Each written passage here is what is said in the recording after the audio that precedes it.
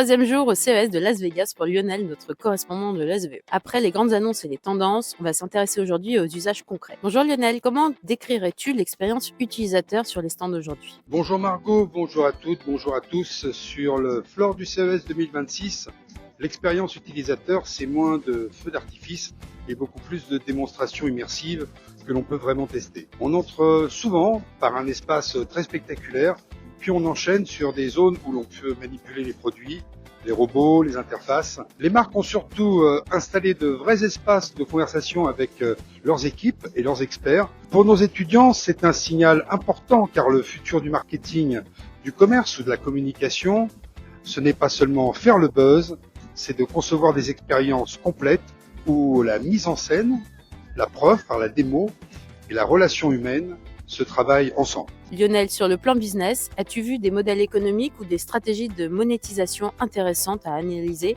avec tes étudiants en école de commerce? Margot, oui, sur le plan business model, un exemple très parlant ici au CES 2026, c'est la nouvelle brique intelligente de Lego.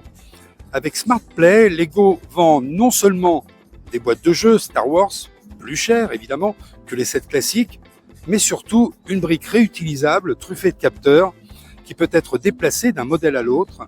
Ici, on n'achète plus seulement un produit fini, on investit dans une plateforme qui pourra être enrichie avec des nouveaux univers, de nouvelles figurines, de nouvelles histoires. On retrouve la même logique sur d'autres stands, objets physiques augmentés par des services ou des mises à jour logicielles, parfois même des partenariats avec des assureurs ou des plateformes pour créer des revenus récurrents. Pour nos étudiants en école de commerce notamment, ce CES 2026 montre très clairement que la question n'est plus seulement quels produits allons-nous vendre, mais quel écosystème et quel flux de revenus allons-nous construire autour de ces produits dans la durée.